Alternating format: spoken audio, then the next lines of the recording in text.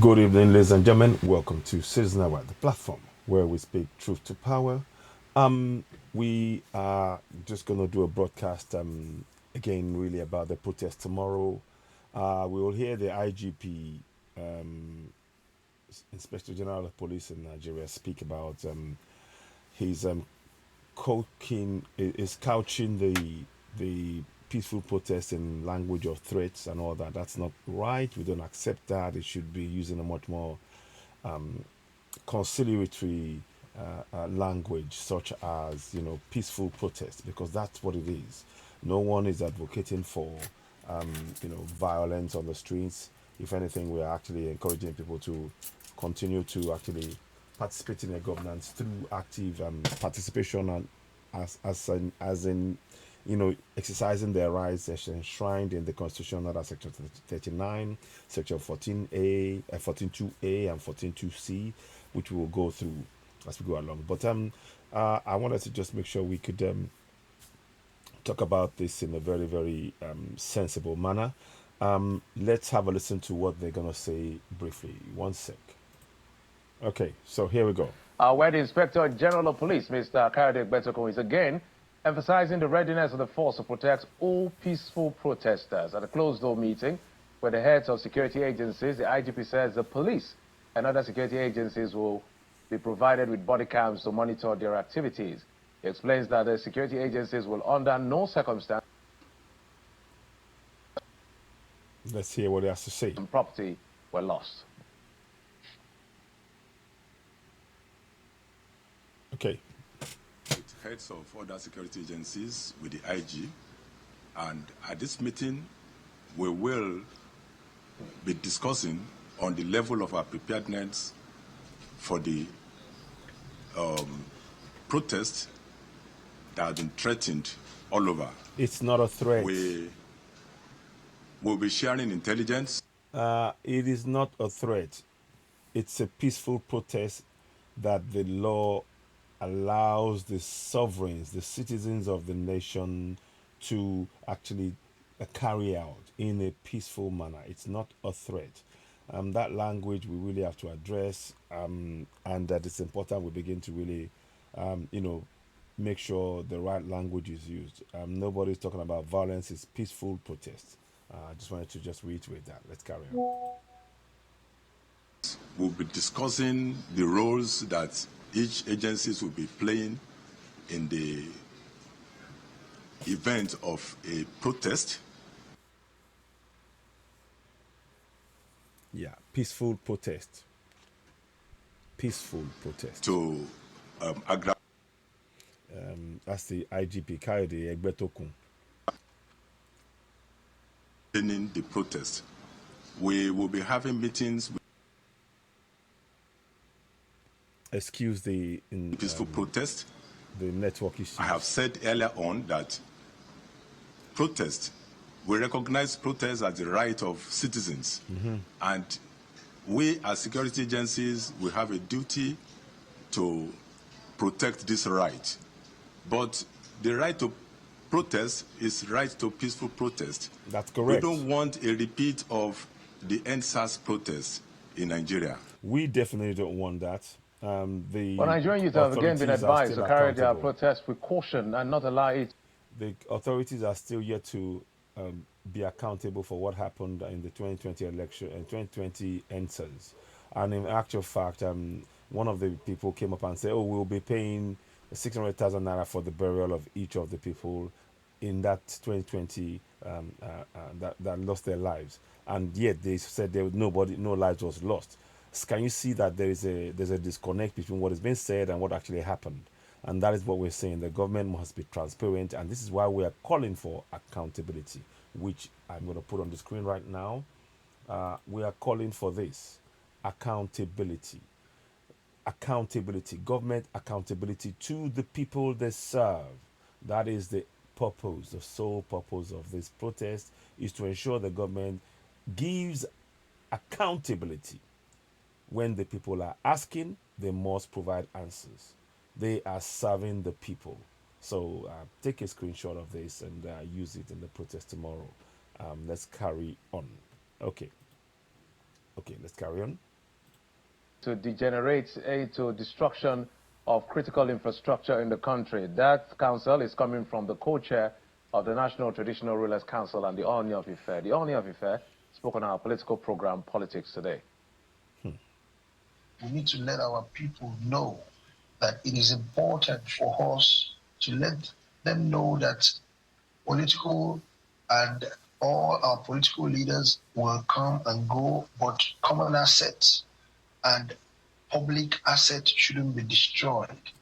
And this is why we're saying the people need to know their rights, that they're sovereigns. People are sovereigns. Our royal father, I have to say, if I may interject and say this, it's very important to clarify those points, and we want our people to learn the rights that they possess. So I'm going to quickly go to section 14.2a. When it speaks about that, it's important to actually highlight that the people need to know that they possess these powers in their own in their own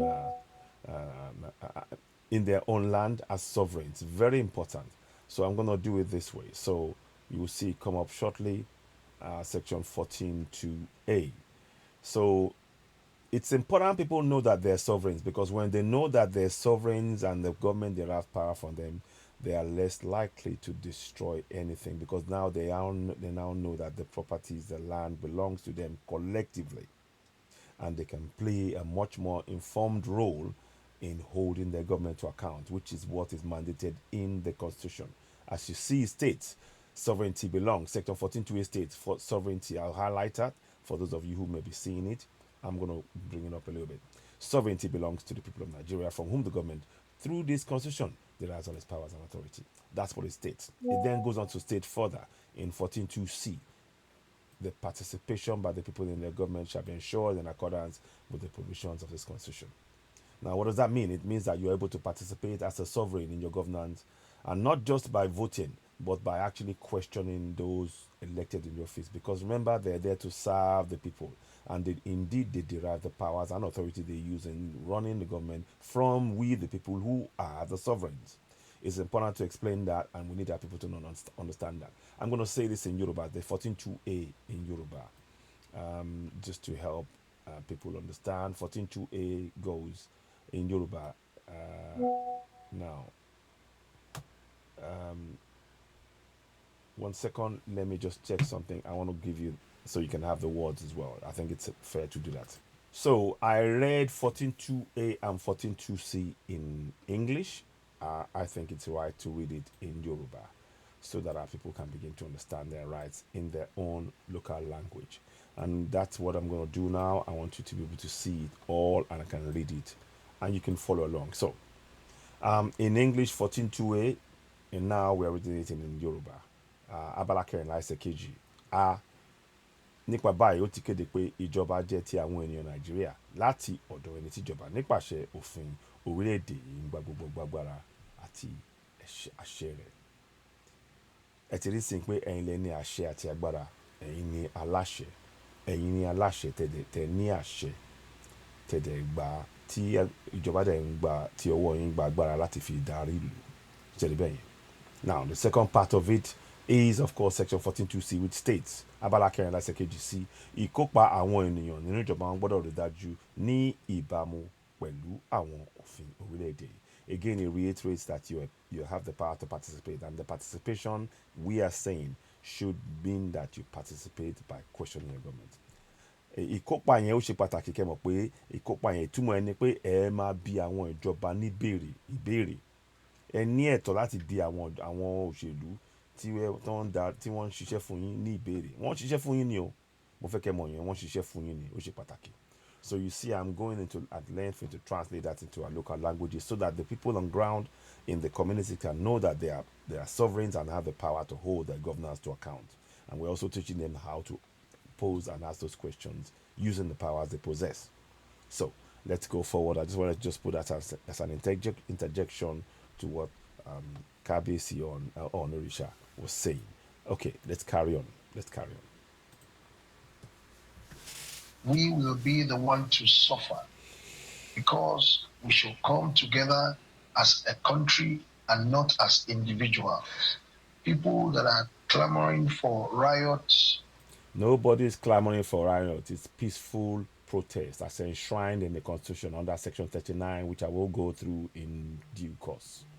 It's or protest or demonstration. We know. We traditional rulers, we never said that people shouldn't go to the street to demonstrate. It is their right. Even our political leaders confirmed that they can go. The agitation is real. We know that we have a lot of suffering in the country, and it is not only Nigeria. We have global inflation. It is everywhere. But what we traditional rulers are after is do not let us destroy our country ourselves. This is a global phenomenon. We should be. Let me just pause, KBC there. We are going to, I want to reiterate again, what we need to do is this. We have to demand government accountability. It is no longer, it should no longer be business as usual. The government must be accountable to the people. For example, there's a report that comes out 58 governors have been charged with corruption. Only 4 have faced jail sentences. I kid you not. I'll come back with details about that later on. Let's go ahead. So when they're saying they don't want to destroy and everything else, they're not taking into consideration the fact that corruption at a high level is being perfected by those who are meant to serve the sovereigns, and they're getting away with it, and that has got to stop. That is why people are justified in going for a peaceful protest to demand government accountability. Government accountability. Government accountability. Thank you very much. Okay. Very sensitive about it. We should be very mindful that we should love our country more than anything. We should focus on patriotism, true patriotism. Meanwhile, the police stop boss also held a virtual meeting with senior advocates of Nigeria, Ebonlu Adegboruwa and Mr. Femi Falana, as well as key members of the Take It Back movement in preparation for the End Bad Governance protest to ensure safety of lives and property. The IGP highlighted the need to maintain public order and safety during the planned protest while acknowledging the group's rights to freely assemble and express themselves through peaceful protest and the force's obligation to facilitate such rights within the confines of the law. Now, besides recommending that the protesters liaise with the state commissioners of police, he advised against unplanned, open, and unnecessary processions due to the potential danger they pose and proposed the exercise to be confined to a venue. It's not advised that we go on street procession, because I've said earlier on that as you are mobilizing for peaceful protest, some are mobilizing for violent protests. We have the right to do so. We are doing our best to make sure that we check those ones. Then for the peaceful protesters, we are agreeing on the modalities to conduct the peaceful protest at this period. That's why I suggested that confining peaceful protesters to a particular location will help us a lot. I want us to agree on that. Now, on the day of protest, your group will be confined to those places that you have identified. No, that's not right. And let us also agree that there will be no procession. That's not right. You indicated 8 locations, 8 states where you want to stage this protest. The IG will not be in all those 8 states at the same time. But we have commissioners of police in each of those states, meet with them, tell the commissioners of police how you want to stage your peaceful protest. But as for me, I believe that a peaceful protest in a confined location will be very easy for the police to protect. But if you say you want to go on procession, you want to go around the whole city in during your peaceful protest, I advise against that. No, we have the right to do so. It's going to be peaceful. And those in that meeting didn't totally agree with some of the points raised by the IGP, especially the confinement. Let's take a listen to some of them. Exactly. We have the right to peaceful protest. Your duty is to ensure that adequate security is provided for protesters in line with Section 83, subsection 4 of the Police Establishment Act of 2020. And for me, once there is commitment on the part of the police to ensure that those who want to protest are guided. There should be no problem. On behalf of my colleagues who are here, that we are not violent people, and we're not going to encourage violence as far as this protest is concerned. Exactly. It may not be possible for organizers to say they are winning the procession. I don't think that would be possible. We can agree on routes. We can agree on where we are going to pass through the protest, but I don't think it's possible to confine protest to a location.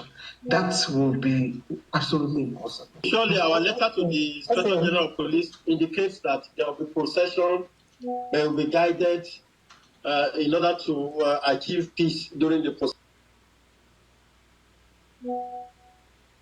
Yeah, indeed.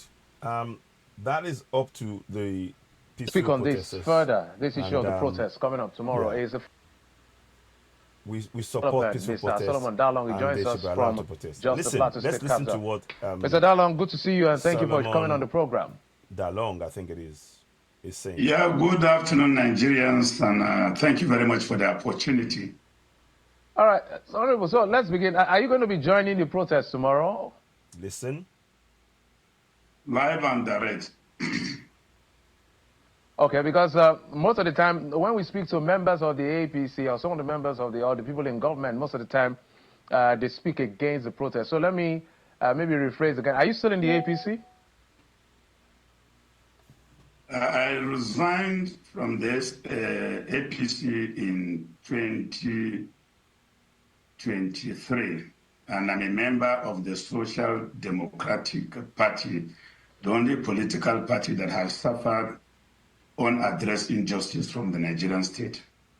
All right, Mr. Dalong, one of the things, before we get, okay, let's just get, so if for you joining the protest tomorrow, because you're one of the high-profile persons we have seen that is saying that he's going to join the protest, what's your motivation besides the things we've read across board?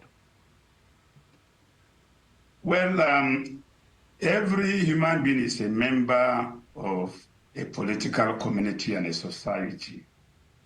And the Nigerian people have not pretended that there are existential issues affecting their well-being as citizens.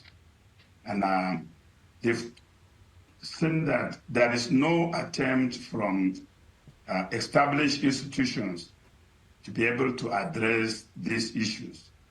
The National Assembly, the voices that tried to echo their grievances were silenced.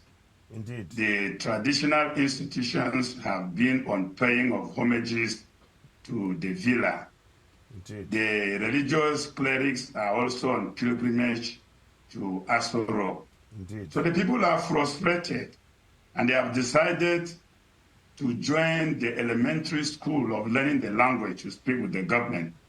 They are now graduates of the appropriate language of communication which the government can understand, which is protest. Peaceful protest. So I am motivated by the commitment of our people to seek peaceful redress from their government.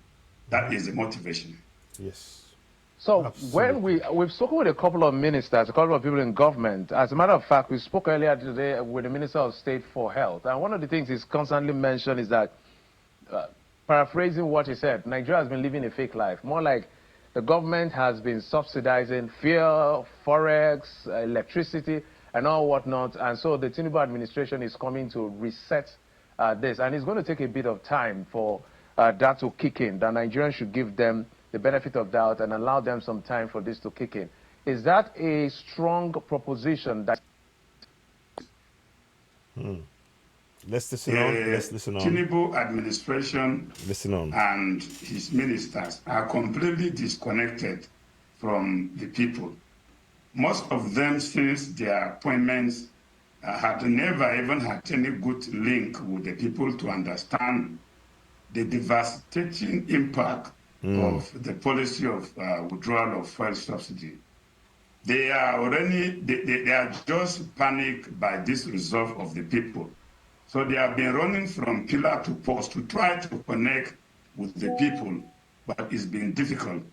So all that they are doing now is try to operate a narrative that is completely at variance with what is obtainable on the ground and what the people knew much about their situation. So the conversation by the Minister of State is more or less too academical to be reconciled with the situation. And I think they need more education to understand what we're dealing with right now on the ground. Indeed. Indeed. Along, Indeed.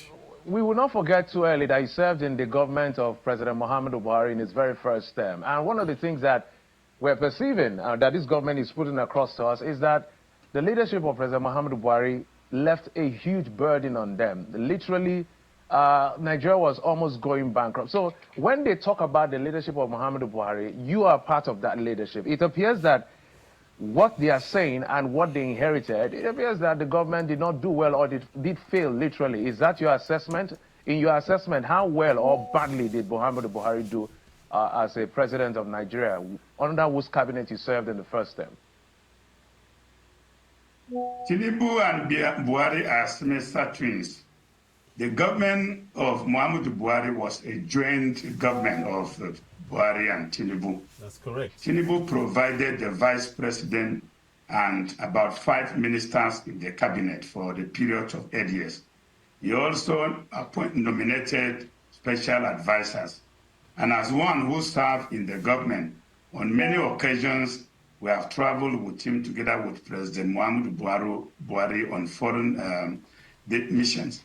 So I think it is unfair for President Tinubu to say, to now say he inherited. No, there was nothing for him to inherit. Whatever we are dealing with today was what they jointly with Muhammadu Buhari put in place.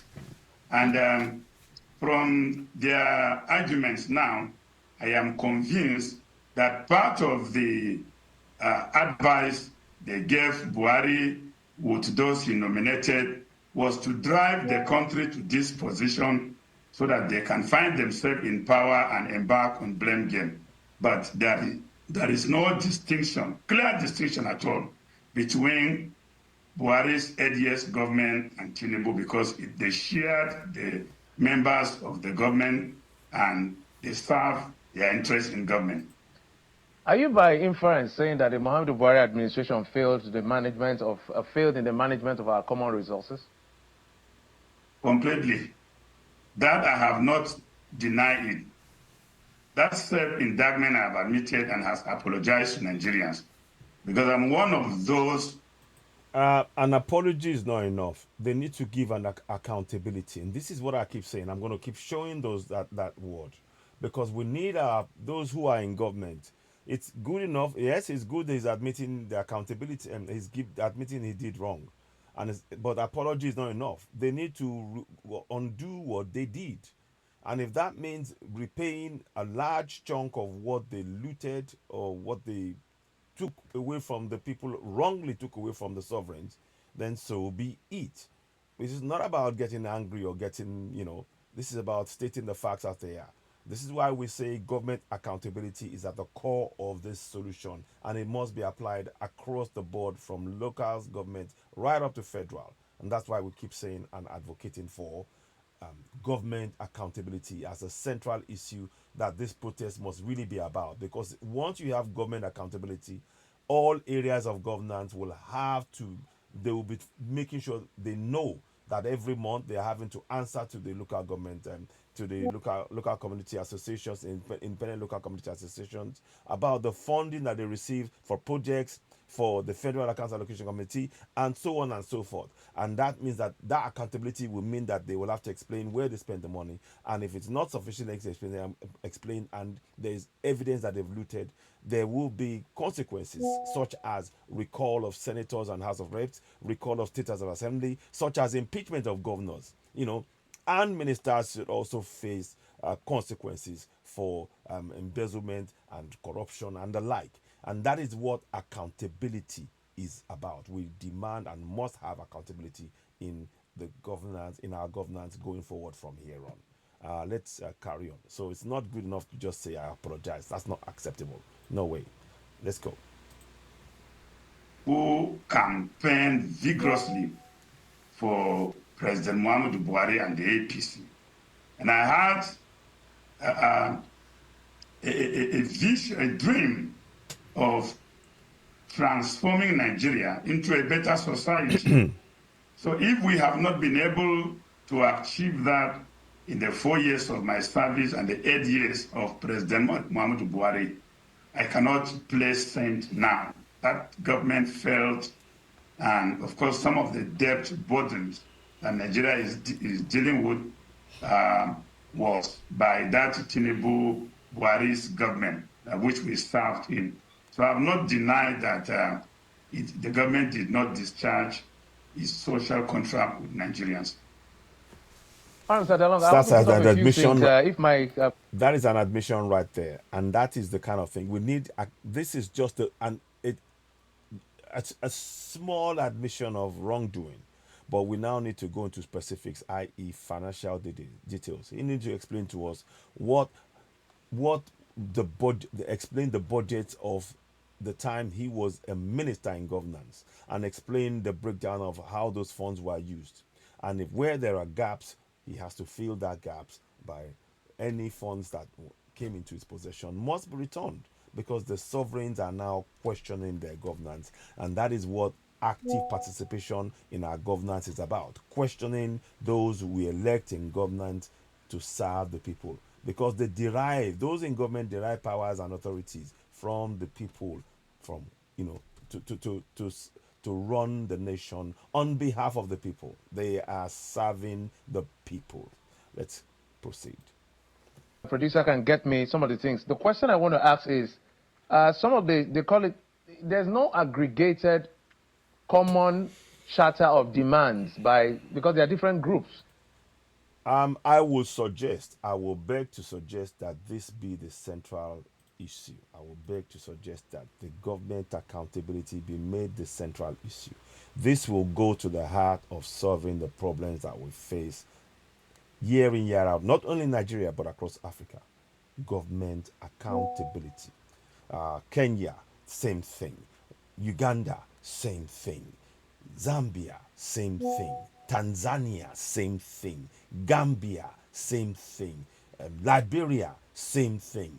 Ghana, same thing. Nigeria, same thing. South Africa, same thing. Same. The recurring theme is there is no accountability, and that is where we start. Once there is accountability, corruption is greatly diminished. Let us proceed. So this is the focus point that I would suggest to us all. Coming together to protest. I don't know what group you belong. Maybe I'll ask you, what group do you belong to? Are you a lone protester, or there's a group you belong to, or you're coming as a member of the SDP? How are you coming on this protest? As a citizen or a member of a group? Or let's be clear. Currently, I lead the various civil society, faith-based, and community groups in the north that had. And that's fine. It will be fair to refer we are me all as leader of most of those groups. Just on that, let me show you all something to help us clarify that. It's important that we clarify that. Let's go to section 39 straight away. Everybody has freedom of association and freedom to exchange and impart ideas and receive and impart opinions as under section 40 and under section 39 as well. So section 9 talks about, let me just quickly bring that up for you to see. It says here. So you see that every person shall be entitled to freedom of expression, including freedom to hold opinions and to receive and impart ideas and information without interference. That is a very important point. So he doesn't have to explain whether or not with part of organization or not. Everybody has to. And they don't have to determine or declare the organization that they're with, or they don't have to declare any of that. I just wanted to state that. And of course, Section 40 goes into it as well. But Section 39 is perhaps even more relevant. Here we go.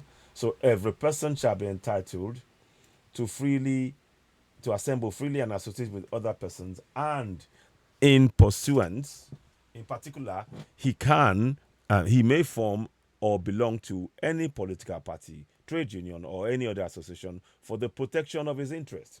That is our right. You see, that's enshrined in the Constitution. And then one more for the thing, of course. Let's see if I can bring that up, which I wanted to show you. 1 second. Sorry. Give me 1 sec. I just need to just find that.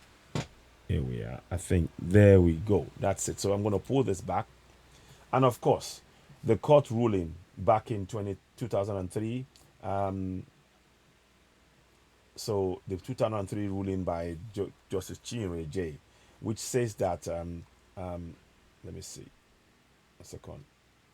It says that even though the trial court confirmed that the governor of each state was the appropriate authority to grant permit under the act, the trial court did not hesitate to declare illegal and unconstitutional the provisions of the Public Order Act, which require, right, permit for public meetings and rallies. So you do not have to provide permits for public meetings or rallies.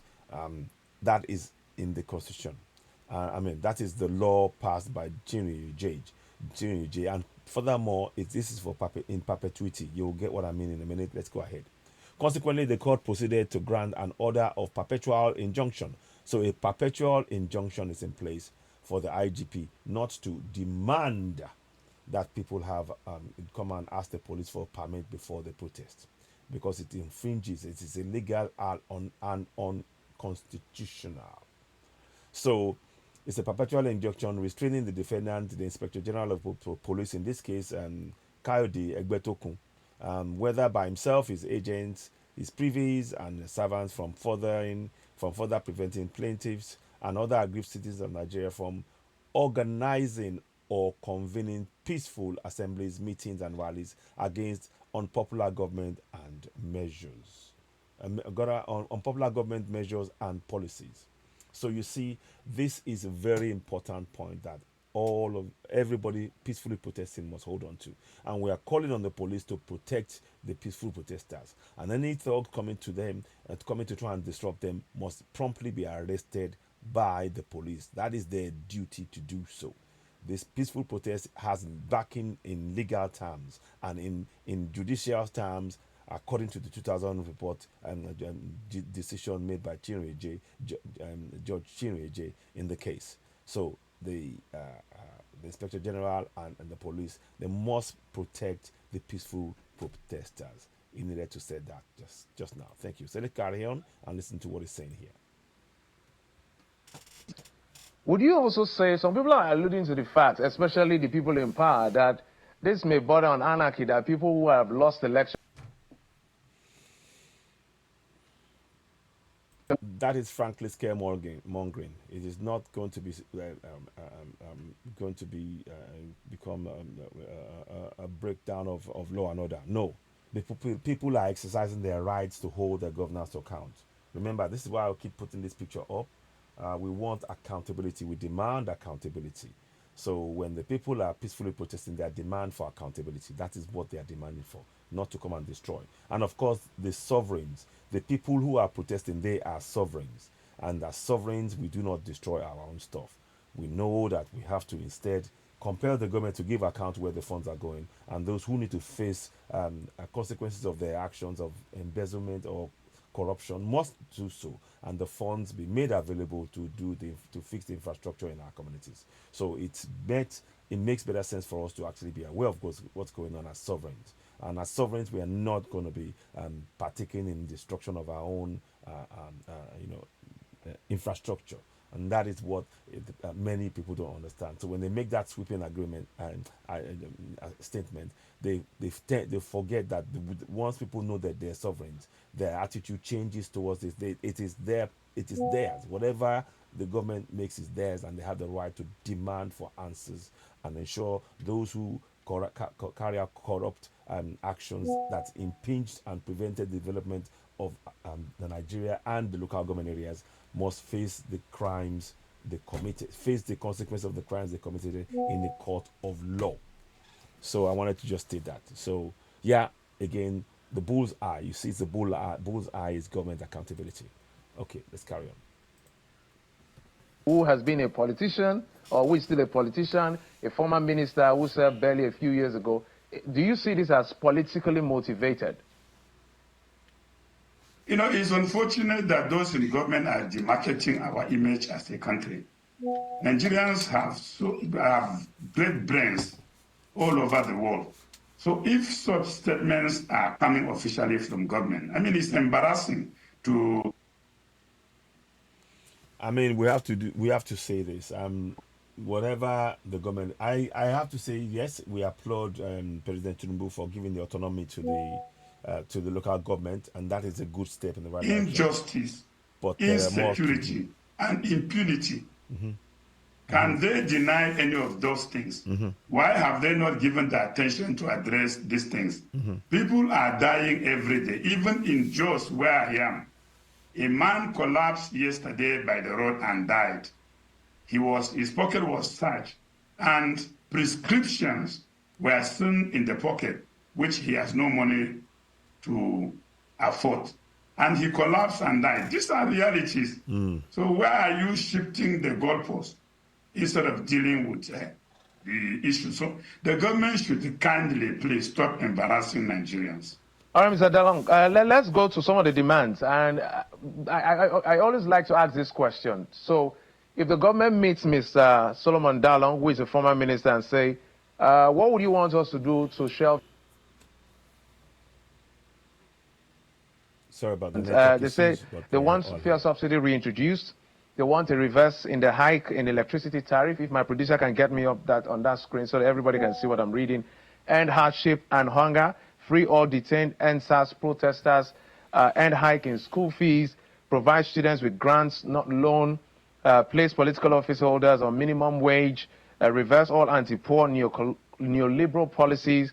And fix old and build new refineries. So some of these things have been mentioned. But if there was a top 3 in your list that can, in the immediate term, the short term, that Mr. Dalong will want to see happen so that you can begin to advise your people to stay back at home and not join the protest or even cancel, what will it be? Well, let me begin by saying that I love Nigeria and I'm a patriot. And I wish this country continue in peace and develop. The first 3, which even by the meeting we had yesterday, the online meeting we had yesterday, that had over 117,000 people in attendance, we narrowed these issues to 3.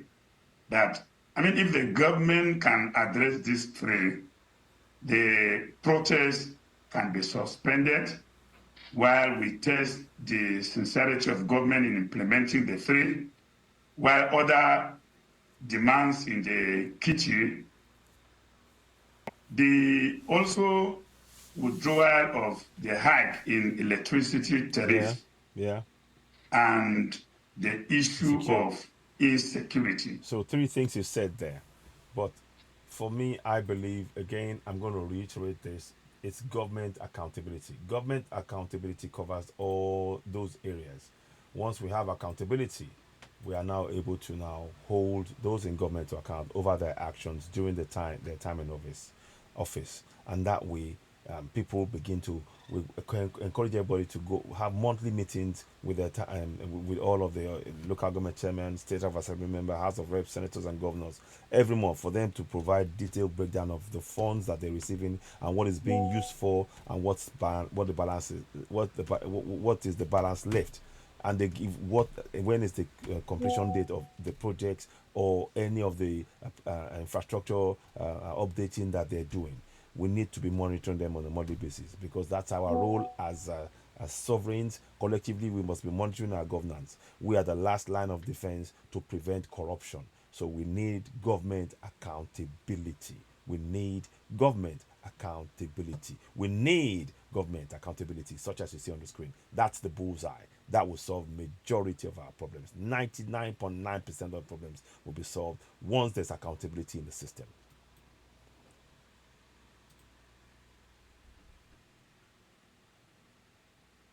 Oh dear. Yes, Mr. DeLong, Yeah. just 10 seconds. I just have 10 seconds. Just land on your thoughts. Okay. Just 10 seconds. So those three things, if the government can address them, it will douse the tension and it will even suspend the All right. demonstration. All right. So we have All right. restoration of fuel subsidy. We have the issue of electricity tariff Yeah. and Okay. insecurity. These are very basic. All right. Solomon Dalong, former Minister of Sports, thank you so much joining us from just the Plateau State capital. Thank you, sir. You're welcome. Thank you very much too for the opportunity. So basically, you've had it all there. I wanted to play all that area to make sure people understand that all what they're saying. If you're talking about fuel subsidy, tariff on electricity, insecurity, it is about accountability because all of those three things they require people to have funding and be in control of funding. And what has been happening is that everybody that's been in control of funding has not given appropriate accountability for what they use the funds for. So the funds have gone missing and they've faced no consequences. 58 governors have actually been charged with corruption. Only 4 have been convicted. Only 4 for losing something like 21.87 trillion naira. Trillion naira. And this is why accountability, such as you see on the screen, this word here, accountability must become the watchword, the overriding factor that we must demand for. The protest must be demanding for government accountability at all levels, from federal, from local government, right up onto the federal, and including the state government and all of the civil officers, public officers. They need to be accountable for their actions as well. That is government accountability. Please, before you go, I'd like you to please subscribe to Citizen AY on YouTube. Go ahead and subscribe.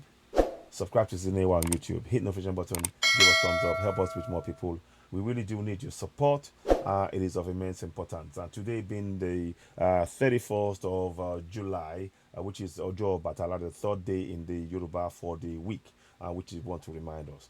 Thank you so much for joining us. Please do share, subscribe. Please spread the word. Use this target. The bull's eye must be government accountability. The government accountability. That must be bull's eye. That's the target. That is the one thing that will change the game, not only in Nigeria, but across the whole of Africa. I thank you all so much for watching. You've been listening to Citizen AY, the platform where we speak truth to power. Don't forget to subscribe. Please subscribe, hit the notification button, give us thumbs up, and help us reach more people.